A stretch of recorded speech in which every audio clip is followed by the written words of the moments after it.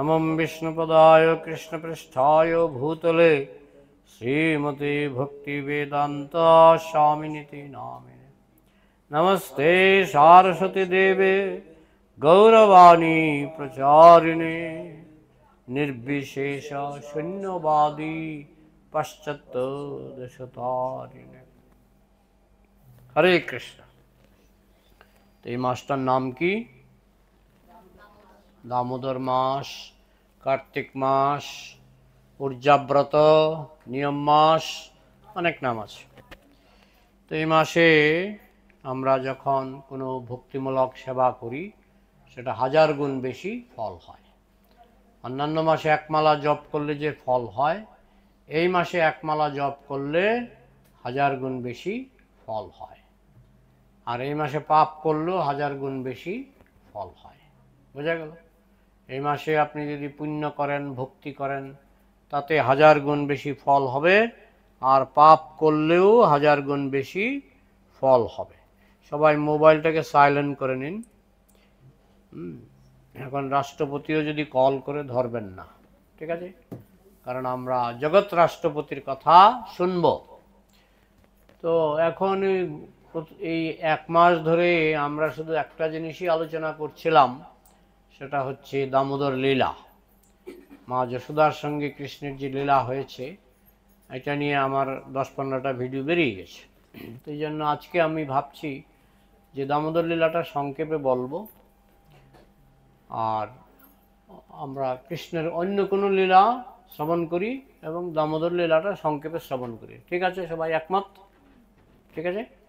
কারণ সারা মাস ধরেই দামোদর লীলাই বলছি, তো একটু তো বৈচিত্র্য, মানে একটু অন্যরকম শুনতে ইচ্ছা করে।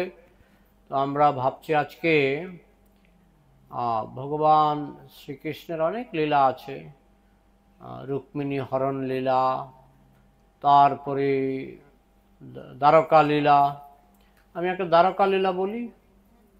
দ্বারকা লীলা একটু মনোযোগ দিয়ে শুনবেন। আমরা পাঠের শেষে কিন্তু প্রশ্ন উত্তর গ্রহণ করি। আপনাদের যদি কোনো প্রশ্ন বা মন্তব্য থাকে, আলোচনার শেষে আমরা সেগুলি আমরা বিশ্লেষণ করার চেষ্টা করি, ব্যাখ্যা করার চেষ্টা করি। যদি আপনাদের কোনো প্রশ্ন থাকে, মন্তব্য থাকলেও আপনারা পাঠের শেষে করতে পারবেন। তো ভগবান রুক্মিণীকে বিবাহ করেছিলেন। রুক্মিণী ছিল তার প্রথম পত্নী। প্রথম পত্নী মানে আগের দিনে বলা হতো পাট রানী। পাট রানী মানে রাজার যত রানী আছে তার মধ্যে যে প্রথম পত্নী, সেই প্রথম পত্নীকে বলা হতো পাট রানী। পাট রানী মানে মেইন রানী। তাহলে কৃষ্ণের মেইন রানী কে ছিলেন? রুক্মিণী। তারপরে বিবাহ করলেন দ্বিতীয় পত্নী, জানেন কে? সত্যভামা। দ্বিতীয় পত্নী সত্যভামা।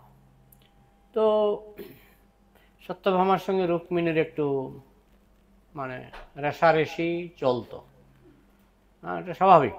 বিশেষ করে যখন কৃষ্ণের 16,108 জন রানী, 16,108 জন রানী, প্রত্যেক রানীর জন্য সমান সমান কোয়ালিটির রাজপ্রাসাদ। এমন নয় যে এক রানীকে ভালো রাজপ্রাসাদ দিয়েছেন, অন্য রানীকে খারাপ রাজপ্রাসাদ দিয়েছেন, এরকম নয়। প্রত্যেক রানীর জন্য একদম বলতে গেলে সেম কোয়ালিটির উনি রাজপ্রাসাদ নির্মাণ করে দিয়েছেন। আচ্ছা, রাজপ্রাসাদগুলি কোথায় নির্মাণ করেছিলেন জানেন? সমুদ্রের উপর, পিলার ছাড়া সমুদ্রের উপর বড় বড় জাহাজ অনেক সময় তলিয়ে যায়, তাই না? কিন্তু কৃষ্ণ 16,108টি রাজপ্রাসাদ নির্মাণ করেছিলেন পিলার ছাড়া। কিছুদিন আগেও একবার দেখলাম নরেন্দ্র মোদী সমুদ্রের নিচে ডুব দিয়ে, আপনারা দেখেছেন ওই ভিডিও? সমুদ্রের নিচে ডুব দিয়ে ওই রাজপ্রাসাদের ভগ্নাংশ এখনো নাকি সমুদ্রের নিচে আছে। তো যাই হোক, কৃষ্ণ 16,108টি রাজপ্রাসাদ নির্মাণ করেছেন 16,108 জন রানীর জন্য। আর রাজপ্রাসাদগুলি কি দিয়ে নির্মিত ছিল? না, মণিমুক্তা, হাতির দাঁত। সিঁড়িগুলি ছিল হাতির দাঁত। সারা আসানসোলে একটা সিঁড়ি বের করে দেবেন তো, হাতির দাঁত দিয়ে তৈরি। পারবেন? আছে আসানসোলে হাতির দাঁতে তৈরি সিঁড়ি। আমি একটা চেয়ার দেখেছিলাম ত্রিপুরা রাজবাড়িতে হাতির দাঁতের তৈরি চেয়ার। খুব বিরল এগুলো, হাতির দাঁতের তৈরি। হাতির দাঁত খুব খুব দামি জিনিস। তো ওই কৃষ্ণের যে 16,108টি রাজপ্রাসাদ, ওই রাজপ্রাসাদে ওই হাতির দাঁতের তৈরি সিঁড়ি, বাগান বাড়ি, ফোয়ারা, প্রত্যেক রাজবাড়িতে খেলার মাঠ সব ছিল। খুব সুন্দর রাজবাড়ি, এক একটা রাজবাড়ি অতি সুন্দর। 16,108 জন রাজরানীকে, মানে কৃষ্ণের মহিষীকে কৃষ্ণ সবাইকে সমান মর্যাদা দিয়েছিলেন। তারপরেও সত্যভামা ভাবত যে রুক্মিণীকে বোধহয় একটু বেশি ভালোবাসে, কৃষ্ণ বোধহয় রুক্মিণীকে একটু বেশি ভালোবাসে। তাই সত্যভামার মনে সবসময় একটা দুঃখ ছিল যে কি করে কৃষ্ণের মনটা রুক্মিণীর থেকে আমার দিকে বেশি আকৃষ্ট করা যায়। খুব গম্ভীর হয়ে ভাবতেন কি করলে পরে কৃষ্ণের মনটা রুক্মিণীর থেকেও বেশি আমার দিকে আকৃষ্ট হবে। তো দুজনের মধ্যে একটু পার্থক্য ছিল। রুক্মিণী ছিলেন অত্যন্ত অনুগত, কৃষ্ণ যা বলতেন তাই শুনতেন, ঝগড়াঝাটি করতেন না, এ ছিল রুক্মিণীর স্বভাব। আর সত্যভামা কিন্তু মাঝে মধ্যে ঝগড়া বাঁধিয়ে দিতেন, কৃষ্ণের সঙ্গে অভিমান করে অনেক সময় ঝগড়া বাঁধিয়ে দিতেন। কিন্তু কৃষ্ণ যেহেতু ভগবান, তিনি কিন্তু সবাইকে খুশি করার জন্য তিনি ব্যবস্থা নিতেন, যে যেই রকম। যেহেতু সত্যভামা ঝগড়া প্রবণ ছিলেন, কলহপ্রিয়, তাই কৃষ্ণ সত্যভামাকে খুশি রাখার জন্য কৃষ্ণ পাল্টা কলহ করতেন না। কৃষ্ণ পারফেক্ট হাজব্যান্ড, পাল্টা কলহ করতেন না। তিনি সত্যভামাকে, যখনই সত্যভামা রুষ্ট হতেন, রেগে যেতেন, সত্যভামাকে সান্ত্বনা দিয়ে বোঝাবার চেষ্টা করতেন। তো যাই হোক, তো তার মধ্যে আবার নারদ মুনির হস্তক্ষেপ। নারদ মুনি তো জানেন, তিনি মাঝে মধ্যে কৃষ্ণের লীলা আস্বাদন করার জন্য মাঝে মধ্যে গিয়ে কিছু একটা বাঁধিয়ে দেন, তাই না, একটা সমস্যা বাঁধিয়ে দেন। কিন্তু সমস্যাটা কেন বাঁধান? যাতে কৃষ্ণের লীলাটা আস্বাদন করতে পারেন।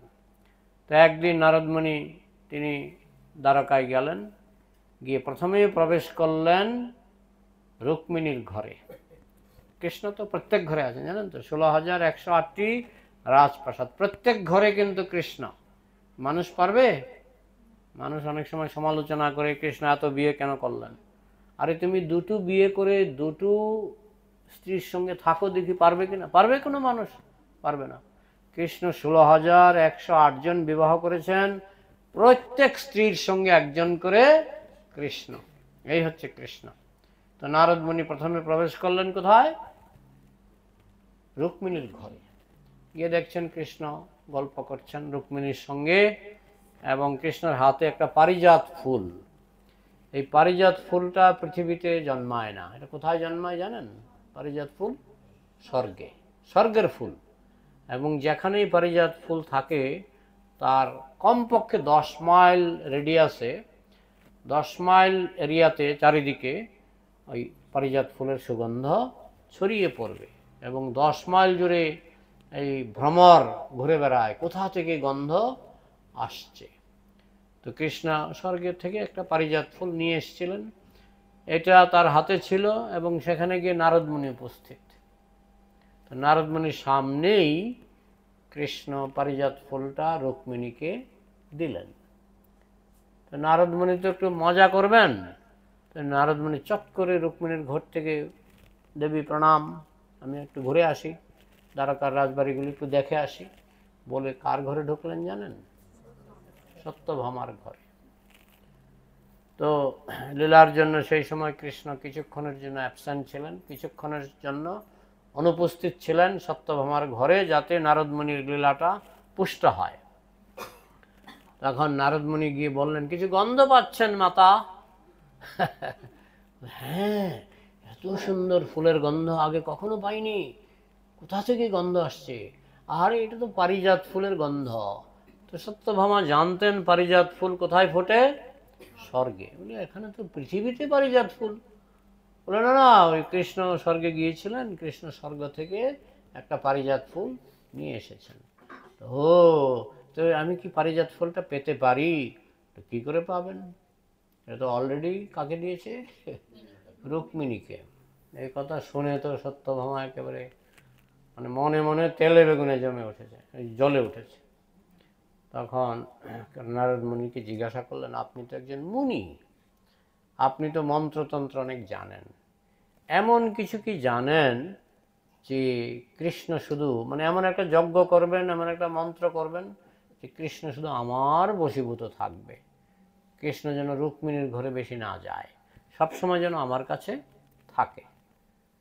তখন বললেন, না তা ঠিক আছে, কিন্তু এই যে পারিজাত ফুলটা, এটা কৃষ্ণ রুক্মিণীকে দিলেন, আপনাকে তো, নারদমুনি বলছেন, এটা কৃষ্ণ রুক্মিণীকে দিলেন, আপনাকে তো দেননি। এই কথা শুনে সত্যভামার আরেকটু জ্বলন ধরলো, যে পারিজাত ফুলটা আমাকে তো দিল না, এটা তো রুক্মিণীকে দিয়ে দিল, এত সুন্দর ফুল আমাকেও তো দিতে পারতো। তো তখনকার দিনের রাজার বাড়িতে থাকতো গোসাঘর, গোসাঘর, গোসা মানে কি? রাগ। কত মানে মানুষের সেন্টিমেন্টের মূল্য, মানুষের যে আবেগের মূল্য, এটা এখনকার দিনে মানুষ দেয় না, কিন্তু তখনকার দিনে মানুষ দিত। গোসাঘর, রাগ হয়েছে তার জন্য আলাদা ঘর। তো সত্যভামা গিয়ে গোসাঘরে বসে আছে। তো কৃষ্ণ যথাসময়ে এলেন, এসে দেখলেন যে সত্যভামা ঘরে নাই, গোসাঘরে ঢুকে আছে। কি তোমার কি সমস্যা আমাকে বলো, আমি প্রাণের বিনিময়ে আমি তোমার সমস্ত সমস্যার সমাধান করব।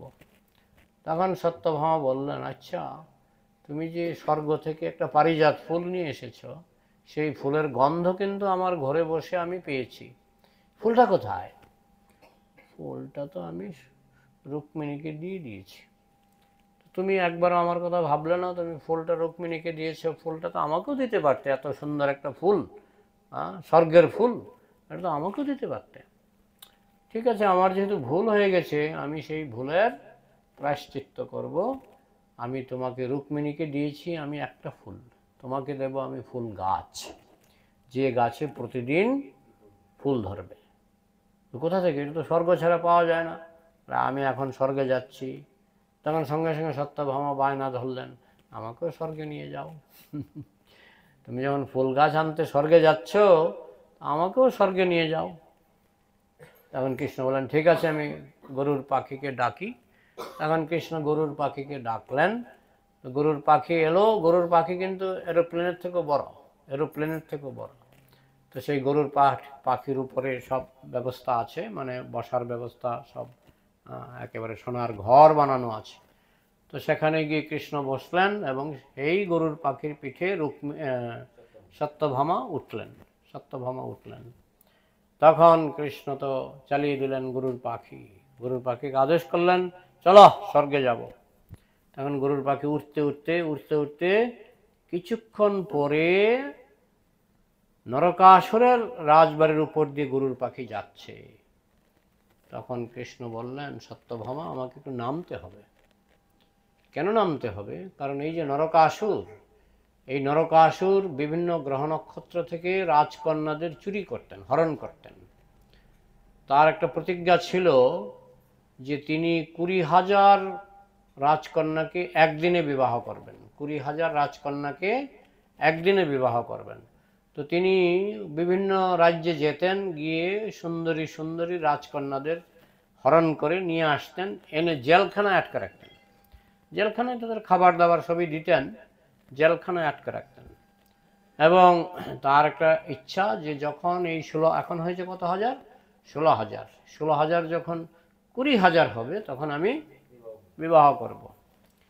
এই যে 16,000 রাজকন্যা, মানে নরকাসুরের লিস্ট ইনকমপ্লিট, নরকাসুর চাইছেন 20,000। 16,000 রাজকন্যা, এরা প্রত্যেকেই ছিলেন কৃষ্ণ ভক্ত, এরা প্রত্যেকেই ছিলেন কৃষ্ণ ভক্ত। তো এরা জেলখানার মধ্যে থেকে যদিও খাবার দাবার সবই পেতেন, এরা সবসময় প্রার্থনা করতেন, হে কৃষ্ণ আমাদের রক্ষা করো, আমরা এই জেলখানার মধ্যে পড়ে আছি। আর বৈদিক যুগে নিয়ম ছিল যে কোনো কন্যা, অবিবাহিত কন্যা যদি এক রাত্রের জন্য বাইরে থাকে, এই খবরটা যদি জানাজানি হয়, তাহলে কোনো পুরুষ তাকে বিবাহ করবে না। তো তারা বুঝতে পেরেছিলেন যে আমরা যদি মুক্তিও পাই জেলখানা থেকে, আমাদের কেউ বিবাহ করবে না। তো তারা শুধু ভগবানকে ডাকতেন, হে ভগবান দয়া করে আমাদেরকে উদ্ধার করো, আমরা এই জেলখানার মধ্যে পড়ে আছি, নরকাসুর তার যদি 20,000 রাজকন্যা জোগাড় হয়ে যায় তাহলে তো আমরা এই অসুরের পত্নী রূপে আমাদের থাকতে হবে, তো 20,000 রাজকন্যা হওয়ার আগেই তুমি দয়া করে আমাদেরকে উদ্ধার করো। তখন কৃষ্ণের গরুর পাখি নিয়ে আর সত্যভামাকে নিয়ে কৃষ্ণ যখন যাচ্ছেন প্রাগ জ্যোতিষপুর, এটা বর্তমান আসাম, বর্তমান আসাম, সেখানে আছে এখনো নরকাসুরের মানে রাজ্যের স্মৃতি ভক্তরা দেখতে যায়, নরকাসুরের রাজ্যের ভগ্নাবশেষ এসব এখনো আছে। তো যাই হোক, তো কৃষ্ণ গরুর পাখিকে বললেন এখানে নামো, আর সত্যভামাকে বললেন এখানে আমার কিছু ভক্ত আমাকে ডাকছে, আমার কিছু ভক্ত আকুল প্রাণে আমাকে ডাকছে, তাই আমার নামতে হবে। সত্যভামাকেও কিছু শিক্ষা দিচ্ছেন যে তখন ছিল কৃষ্ণের মাত্র 8 জন পত্নী, এখন বিবাহ করবেন কতজন? 16,000। তো সত্যভামা রুক্মিণীকে নিয়ে অভিমান করছিলেন, কিন্তু কৃষ্ণ দেখালেন যে এই 8 জন কেন, আমি ইচ্ছা করলে অনন্ত কোটি বিবাহ করতে পারি। যাই হোক, তখন কৃষ্ণ সেখানে নামলেন, যখন নামলেন নেমেই তো তিনি শঙ্খ বাজালেন। কি নাম শঙ্খের? পাঞ্চজন্য শঙ্খ বাজালেন। আর এই শঙ্খটা না সব অসুরদের মুখস্থ ছিল, মানে এটা আওয়াজটা শুনলেই তারা বুঝতে পারতেন যে এটা কৃষ্ণের শঙ্খ। নরকাসুর তো বেরিয়ে আসলেন, বেরিয়ে এসে কৃষ্ণের সঙ্গে যুদ্ধ ঘোষণা করলেন। নরকাসুর কার ভক্ত ছিলেন জানেন? শিবের ভক্ত। তখন শিবকে প্রার্থনা করলেন, হে শিব তুমি এসো আমাকে সাহায্য করো, এর সঙ্গে অনেকেই যুদ্ধে পারে না, মানে কৃষ্ণের সঙ্গে অনেকেই যুদ্ধে পারে না, অনেকে মানে কি কেউ পারে না কৃষ্ণের সঙ্গে যুদ্ধ করে, তো হে শিব তুমি এসো আমাকে রক্ষা করো। শিবও তার ডাকে সাড়া দিয়ে এসেছিলেন, কিন্তু কৃষ্ণের সঙ্গে কি কেউ পারে নাকি? কৃষ্ণ কিছুক্ষণের মধ্যে শিবকে পরাজিত করে তাড়িয়ে দিলেন, তারপর নরকাসুরকে যুদ্ধ করে তাকে হত্যা করলেন, নরকাসুরকে হত্যা করলেন। তারপরে কৃষ্ণ গেলেন সেই জেলখানার দিকে, যে জেলখানার মধ্যে 16,000 রাজকন্যা বন্দী ছিল, সত্যভামাকে নিয়ে সেখানে গেলেন। তখন জেলের দরজা খুলে ভিতরে গিয়ে দেখে 16,000 রাজকন্যা, এরা সকলেই কান্নাকাটি করছে, এবং কৃষ্ণের চরণে সব লুটিয়ে পড়েছে যে আমাদেরকে রক্ষা করুন, আমাদেরকে উদ্ধার করুন, আপনি এসেছেন, আমাদের এখন আশা জন্মেছে যে আমরা আর এই নরকাসুরের হাতে নরকাসুর মারা গেছে, নরকাসুর মরে গেছে। তো রাজকন্যারা খুব খুশি হলেন, কিন্তু তারা জানতেন তারা যদি এখন কৃষ্ণ হয়তো বলবেন, কৃষ্ণ বলেছেন যে তোমাদের তাহলে প্রত্যেকের বাড়িতে পাঠিয়ে দিই, মানে তোমাদের যার যার বাড়ি সেখানে পাঠিয়ে দিই। তখন রাজকন্যারা এমনিতেই কৃষ্ণকে দেখে, কৃষ্ণ হচ্ছে ভুবন সুন্দরা, এত সুন্দর এই জগতে আর কেউ নাই, কৃষ্ণের মতো সুন্দর জগতে আর কেউ নাই। প্রত্যেকটি রাজকন্যা 16,000 রাজকন্যা কৃষ্ণকে দেখে একেবারে মুগ্ধ হয়ে গেছে। একে তো ভক্ত, কৃষ্ণ ভক্ত, তাতে কৃষ্ণের রূপ দর্শন করে তারা একেবারে মুগ্ধ হয়ে গেছে। তখন তারা বলছে কৃষ্ণকে, দেখো আমরা যদি এখন বাড়িতেও ফিরে যাই, আমাদের সারা জীবন অবিবাহিত থাকতে হবে, কারণ বৈদিক নিয়ম হচ্ছে কেউ যদি এক রাত্রের জন্য বাইরে থাকে তাকে কেউ বিবাহ করে না। তো এখন যদি আমরা বাড়িতেও ফিরে যাই আমাদের কিন্তু কেউ বিবাহ করবে না। তো কৃষ্ণ বলছেন তাহলে কি চাও?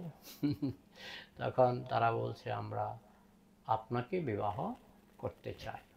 তখন কৃষ্ণ বললেন আমি তো একটা কাজে যাচ্ছি। কোথায় যাচ্ছেন কৃষ্ণ? স্বর্গে। কি করতে যাচ্ছেন? পারিজাত গাছ আনতে যাচ্ছেন। আমি তো একটা কাজে যাচ্ছি, তো আমি কাজ থেকে ফিরি, তোমরা রথে করে সব দ্বারকায় চলে যাও।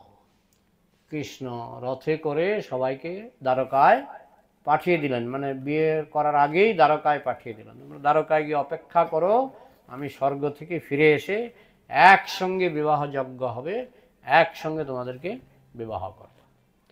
আর এইদিকে যে নরকাসুর, এই নরকাসুর একবার স্বর্গে গিয়েছিলেন। তখনকার দিনে এইটা সুবিধাটা ছিল, মানে যারা অসুর তারা এক গ্রহ থেকে আরেক গ্রহে যেতে পারতেন। তো নরকাসুর একবার স্বর্গে গিয়েছিলেন, স্বর্গে গিয়ে ইন্দ্রের সঙ্গে যুদ্ধ করেছিলেন। তখন ইন্দ্রের সঙ্গে যুদ্ধ করে ইন্দ্রের মায়ের এই যে কুণ্ডল, কানের মধ্যে যে কানের দুল, খুব দামি কুণ্ডল, বুঝতেই পারছেন ইন্দ্রের মায়ের কুণ্ডল, হ্যাঁ, তো সেই কুণ্ডলটা নরকাসুরের চোখে পড়েছে। বাহ, এত সুন্দর কুণ্ডল!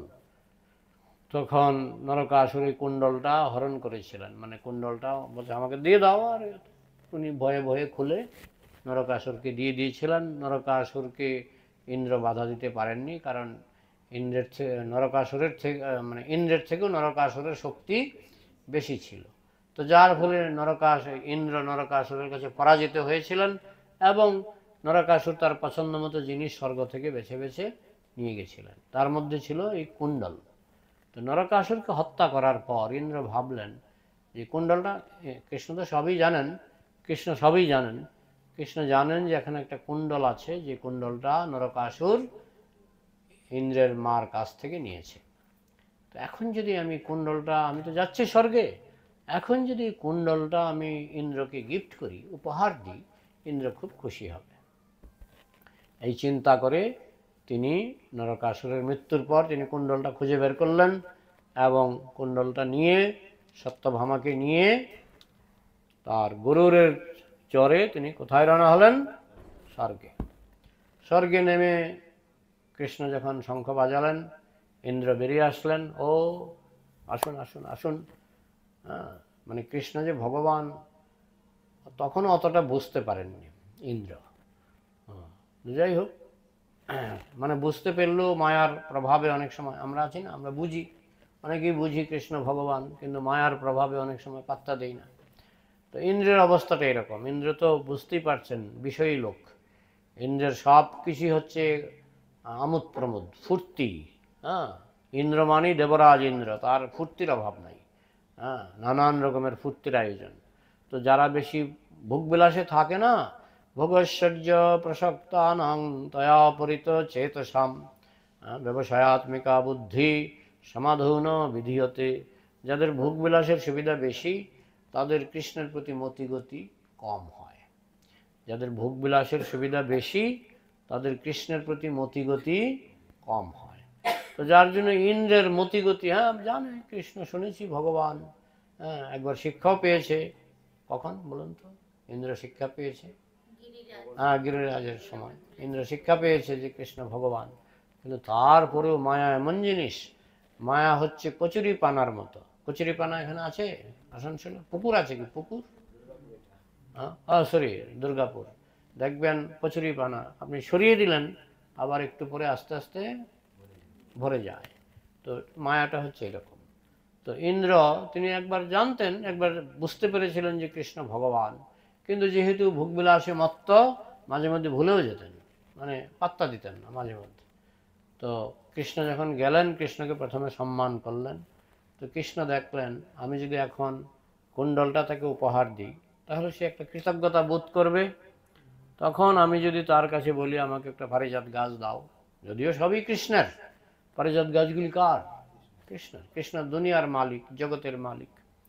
তো কৃষ্ণ তবু ভাবলেন আমি যদি এই কুণ্ডলটা যদি উপহার দিই তাহলে তো একটা কৃতজ্ঞতা বোধ হবে।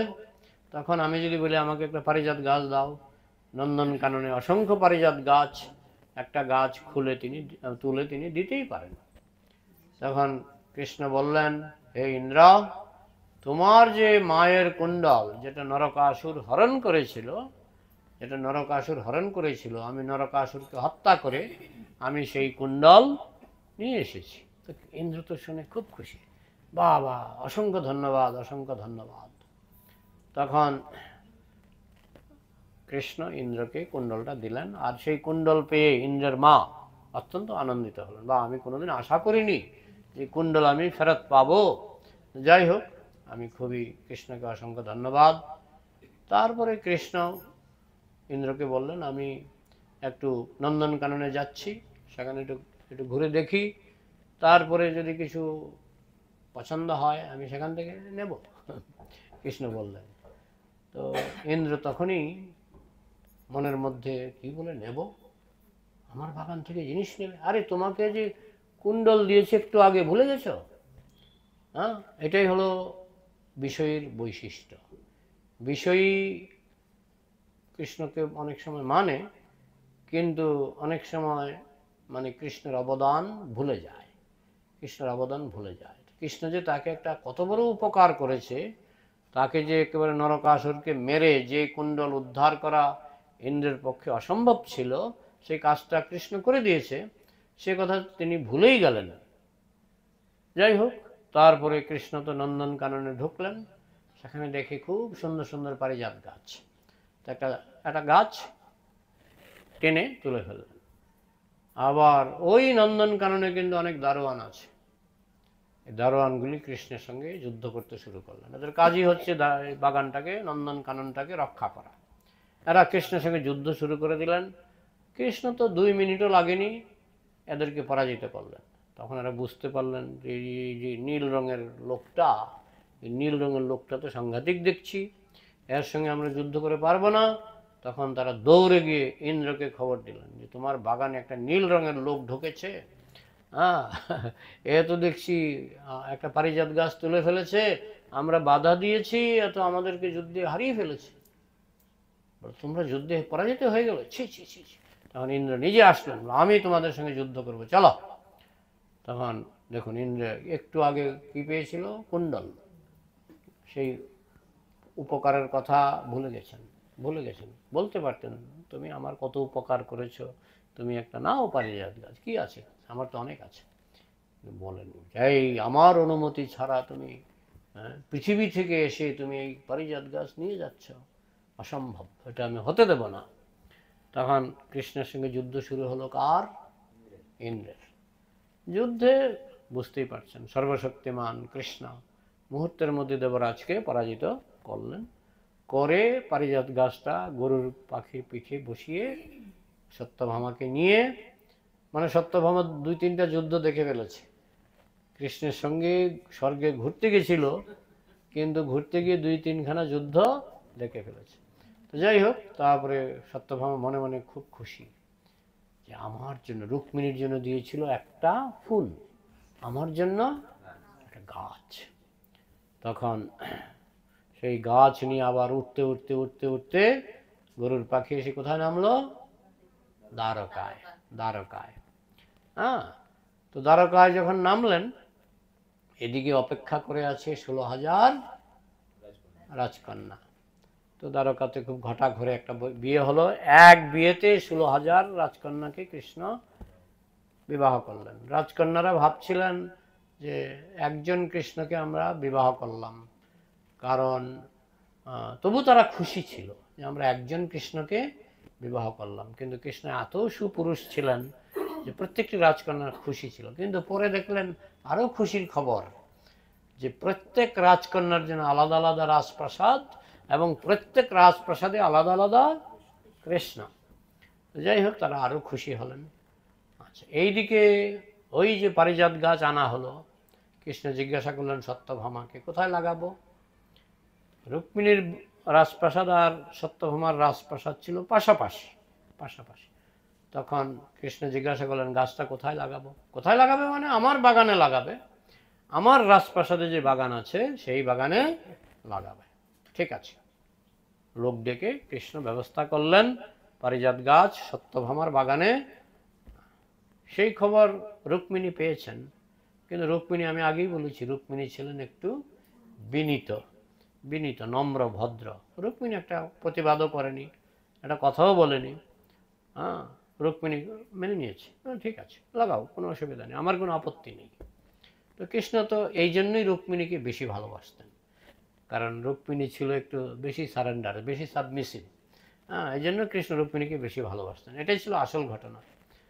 তো এই জন্য সত্যভামা সেটা সহ্য করতে পারত না। তখন গাছটা লাগানো হলো সত্যভামার বাগানে। তো সত্যভামা দেখছে গাছ লাগানো হলো, কিন্তু গন্ধটা সেরকম পাচ্ছি না। পারিজাত ফুলের গন্ধ, ফুল তো ধরছে প্রতিদিন, কিন্তু পারিজাত ফুলের গন্ধটা সেরকম পাচ্ছি না। তো একদিন ঘুরতে ঘুরতে ঘুরতে ঘুরতে চলে গেলেন রুক্মিণীর ঘরে, গিয়ে দেখছে রুক্মিণীর ঘরে সেই পারিজাত ফুলের সুগন্ধ মম করছে। বাবা কি গন্ধ এখানে, এত সুগন্ধ। তখন রুক্মিণীকে জিজ্ঞাসা করলো, তোমার ঘরে এত গন্ধ কেন? পারিজাত ফুলের গন্ধ। কোথা থেকে আসছে? তোমার বাগান থেকে আসছে, তোমার বাগান থেকে বাতাসে পারিজাত ফুলের গন্ধ চলে আসছে। আমার বাগানে পারিজাত ফুল, আমার ঘরে তো গন্ধ যায় না। তখন রুক্মিণী সত্যভামা কৃষ্ণকে চেপে ধরলেন, তোমার এটা বদমাইশি, তুমি ফুল লাগিয়েছো, গাছ লাগিয়েছো আমার বাগানে, আর গন্ধ চলে যাচ্ছে রুক্মিণীর ঘরে। কৃষ্ণ বলছে, আমি কি করব, আমি আমি কি গন্ধ ধরে রাখি নাকি? তুমি বলেছো, আমি জিজ্ঞেস করেছি কোথায় লাগাবো, তুমি বলেছ আমার বাগানে লাগাবো, এবং তোমার পছন্দ মতো জায়গায় আমি লাগিয়েছি। হ্যাঁ, তো আমার কি দোষ? গন্ধ চলে যাচ্ছে রুক্মিণীর ঘরে, আমার কি দোষ? তোমার 16 আনা তোমার দোষ। কেন? বলে যে 33 কোটি দেবদেবী আছে, এর মধ্যে বাতাসের দেবতাকে পবনদেব। পবনদেব, আচ্ছা পবনদেব তোমার ইঙ্গিতে চলে? তুমি জানো, আমি তো এসব জানি না কিছু। তুমি জানো না, তুমি ভগবান, তোমার ইঙ্গিতে 33 কোটি দেবদেবী চলে। তো পবনদেব যে বাতাস চালায় কার ইঙ্গিতে? তোমার পবনদেব বুঝতে পেরেছে তুমি রুক্মিণীকে বেশি ভালোবাসো, এই জন্য পবনদেব বাতাসটা রুক্মিণীর ঘরের দিকে দিচ্ছে। বলে বাতাস বয়ে যাচ্ছে, সেও আমার দোষ? ঠিক আছে, তুমি যা মনে করো, এবার তুমি বলো কোথায় লাগাবো। না, তুমি পবনদেবকে বলে দাও বাতাস যেন আমার দিকে আসে। যাই হোক, তারপর আরেকদিন নারদ মুনিকে দেখা করলেন, যে পারিজাত ফুল গাছ পেয়ে খুশি হয়েছেন তো? তখন সত্যভামা বলছে, কি করে খুশি হব? হ্যাঁ, এ তো পবনদেব তো বাতাস দিচ্ছে, সব রুক্মিণীর ঘরে গন্ধ চলে যাচ্ছে, আমার ঘরে গন্ধ আসে না। তার মানে কৃষ্ণ রুক্মিণীকেই বেশি ভালোবাসে। সেখানে আবার নারদ মুনি আরেকটা আগুন জ্বালিয়ে দিলেন। তখন সত্যভামা বলছেন, মুনিবর আপনি একটা ব্যবস্থা করুন, আপনি জ্ঞানী গুণী মুনি, নারদ মুনি, দেবতাদের ঋষি দেবর্ষি, আপনি একটা ব্যবস্থা করুন। বলি কি করবো? একটা যজ্ঞ করুন, একটা যজ্ঞ করুন। যজ্ঞের মধ্যে আহুতি দিয়ে বলবেন যে কৃষ্ণের মনটা যেন আমার দিকে থাকে। হ্যাঁ ঠিক আছে, আমি করে দেবো। তো কিন্তু যজ্ঞে তো খরচ আছে, খরচ যা লাগে আমি দেবো। কৃষ্ণ তো কোনো রানীকে হাত খরচের কোনো অভাব রাখেনি, খরচ যা লাগে আমি দেব। বলে এই যজ্ঞের কি কি নিয়ম বলুন? হ্যাঁ, যজ্ঞ আপনার ওই পারিজাত গাছের তলাতেই যজ্ঞ হবে। হ্যাঁ, এবং সেই যজ্ঞে একটা দক্ষিণা দিতে হবে। তো সত্যভামা বলছে, যত লাগে দক্ষিণা আমি দেব। কি দক্ষিণা দেবেন? নারদ মুনি একটু এটাকে বলে লীলাপুষ্টি, লীলাপুষ্টি।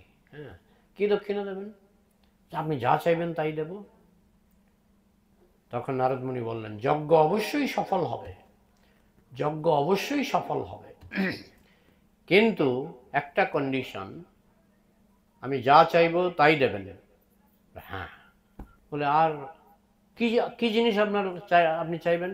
তখন নারদ মুনি বললেন, আপনার সবচেয়ে প্রিয় বস্তু আমি চাইব, আপনার সবচাইতে প্রিয় বস্তু হবে আমার দক্ষিণা।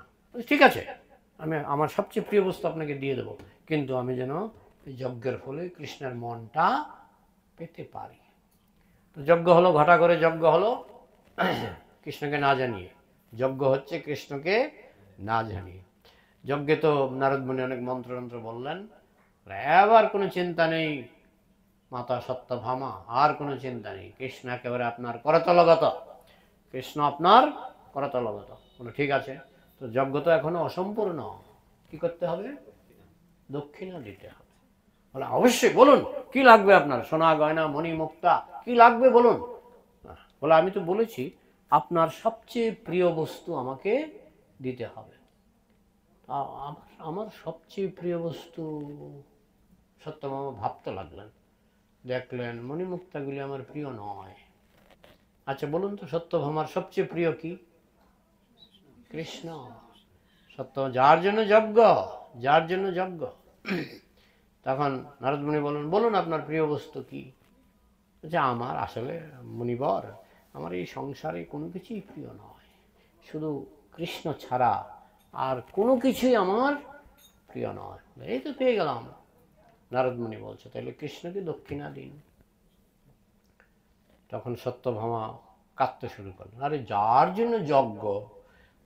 জন্য যজ্ঞ তাকে দক্ষিণা দিয়ে দিলে আমি আমি যজ্ঞটা করলাম কেন?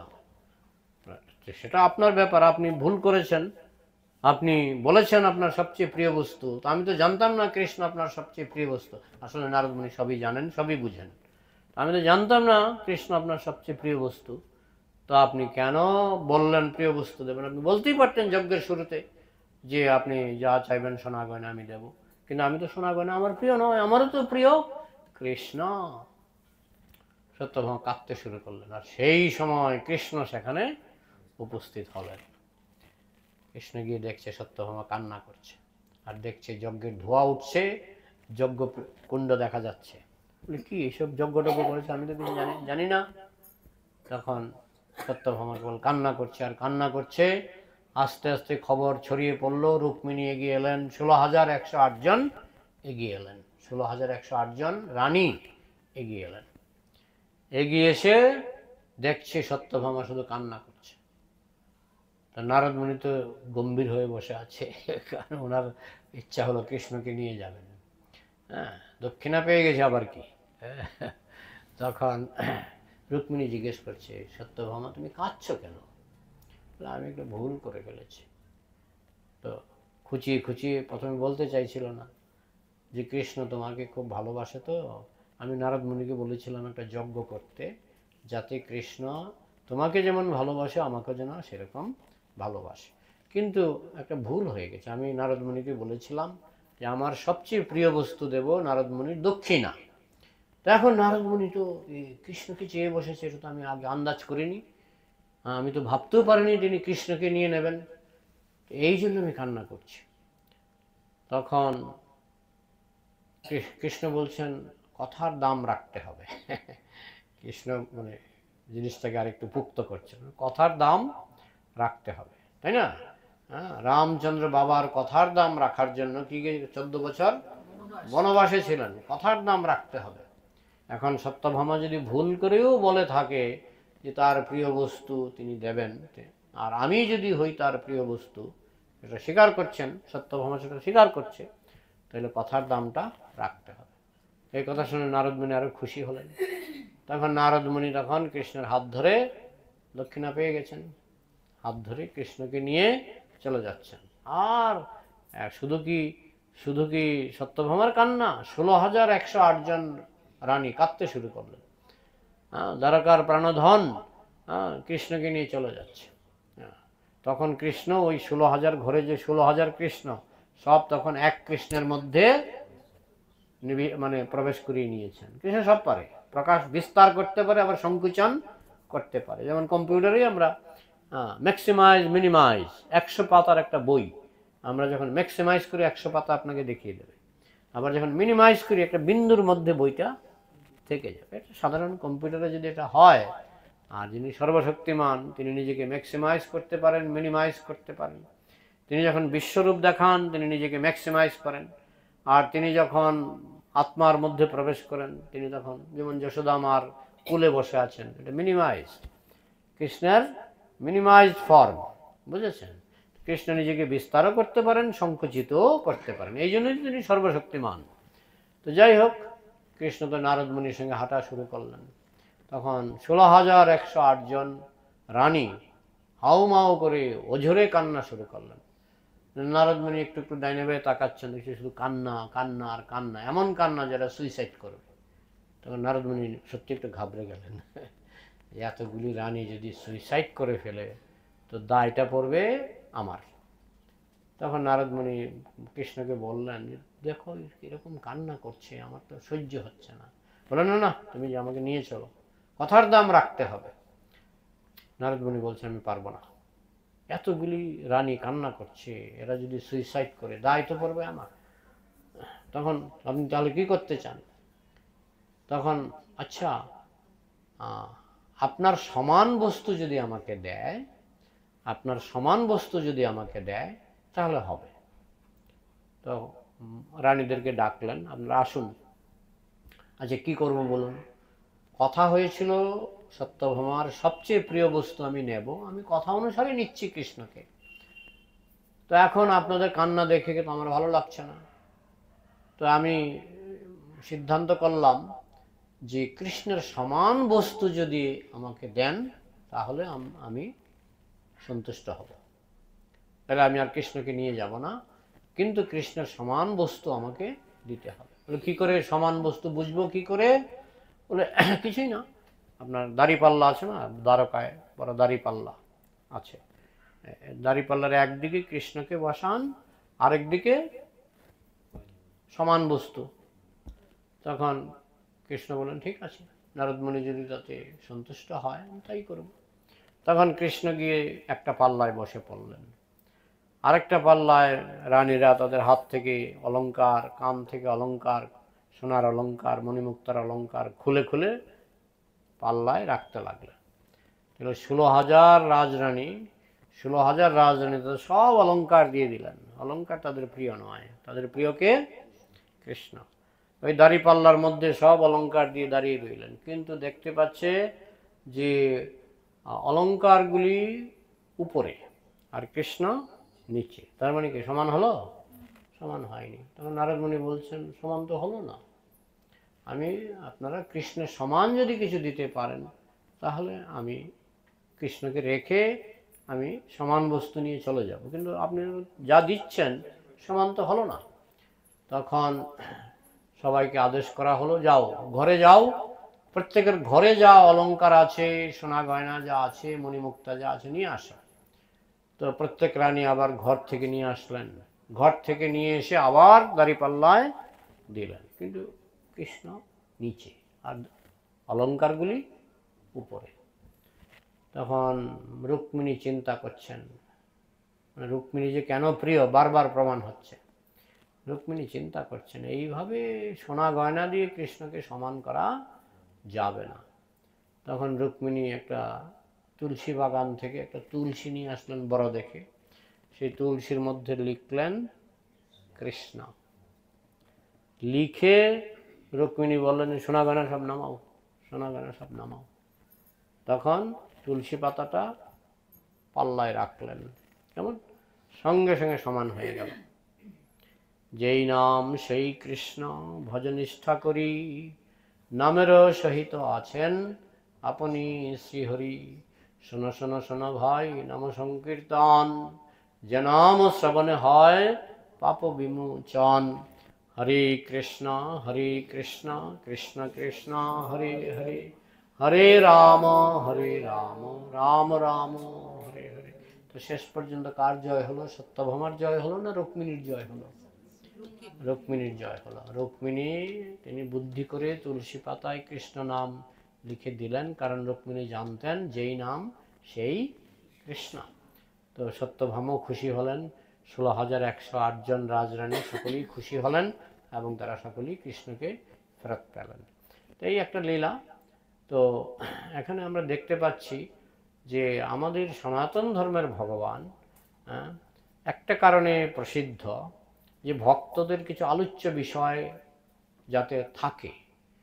আলোচ্য বিষয় থাকবে কখন না, ভগবান যদি কিছু করেন, ভগবান যদি নিরাকার নিষ্ক্রিয়, অনেক অন্য ধর্মে তো তাই বলে ভগবানের কোনো রূপ নাই, আকার নাই, তিনি চুপচাপ তিনি থাকেন, তিনি কিছু করেন না। আমাদের কিন্তু সেরকম নয়। আমাদের রামায়ণ পড়ুন, রামলীলা, নরসিংহ আছে পুরাণ, নরসিংহ পুরাণ, নৃসিংহ পুরাণ পড়ুন, নৃসিংহ লীলা, বরাহ পুরাণ পড়ুন, বরাহ লীলা।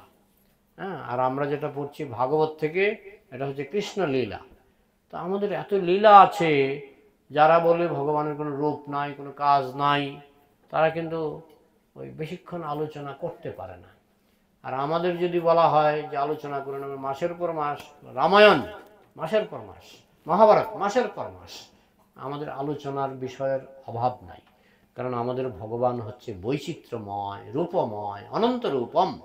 তোমাদের অন্যান্য ধর্মে বলে ভগবান নিরাকার, আমাদের সনাতন ধর্মের একটা দল আছে যারা বলে ভগবান নিরাকার। তাদেরকে যদি বলেন আচ্ছা ভগবান নিরাকার, ভগবান সম্পর্কে কিছু বলুন, ভগবান নিরাকার, তার হাত নাই, পা নাই, চোখ নাই, মুখ নাই, কত ঘন্টা বলা যাবে? কত ঘন্টা বলা যাবে?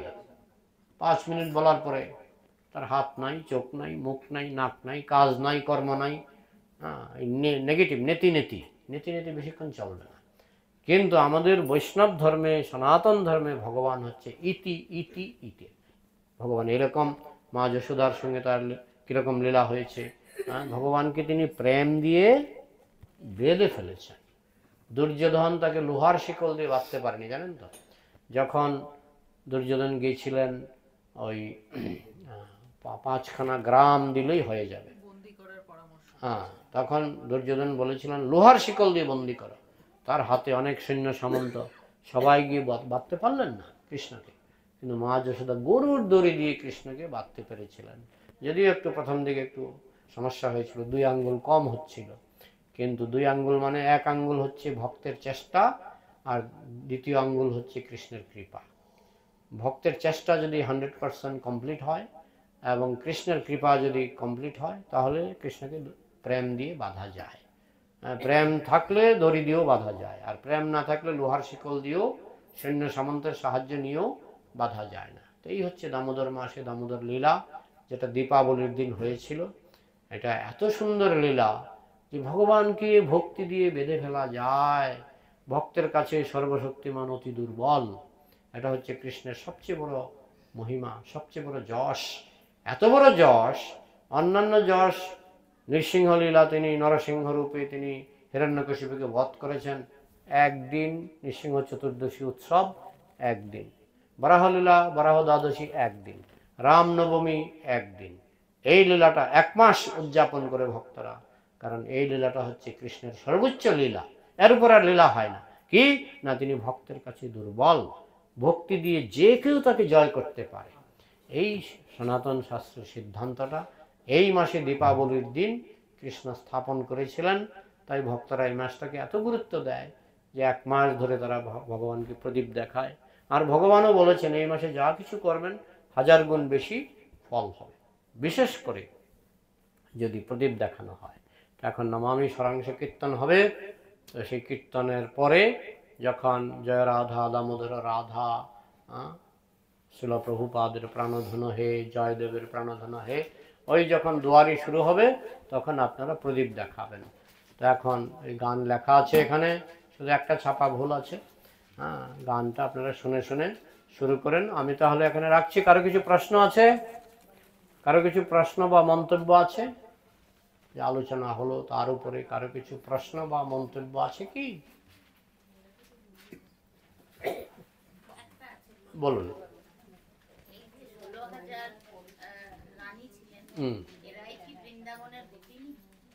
না, বৃন্দাবনের গোপীদের স্থান আরো উপরে, দ্বারকার রানীদের স্থান 2nd পজিশন, আর বৃন্দাবনের গোপীদের স্থান 1st পজিশন। বৃন্দাবনে লক্ষ লক্ষ গোপী, এদের সবারই পজিশন হচ্ছে, কথা নয় এদের সবারই পজিশন হচ্ছে 1st পজিশন, কিন্তু দ্বারকাতে 2nd পজিশন। দ্বারকাতে যারা ছিলেন তাদের পজিশন ছিল গোপীদের নিচে। বোঝা গেল? আর কোনো প্রশ্ন বা মন্তব্য? 2 মিনিট, কারণ তাদের আমাদের আবার ফিরতে হবে আসানসোলে। তো প্রশ্ন থাকলে চট জলদি বলে ফেলুন, সময় নষ্ট না করে। আছে কি?